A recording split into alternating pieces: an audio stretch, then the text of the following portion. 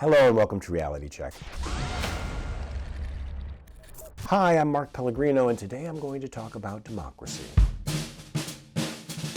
When pretty much anybody talks about government in the free world today, one word rises above all others as the ideal system. That could be the end of our democracy. Democracy.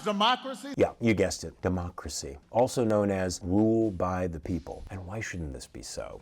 At first glance, rule by the people seems to be a literal embodiment of the enlightened conception of governments as the people's servants. The very idea that those in government serve at the pleasure of a voting population seems to be the most obvious confirmation that indeed democracy is the king of political systems when it comes to protecting us against, well, political systems. But there's a catch. Isn't there always a catch? The catch is there's technically no such thing as people. There's only you and me.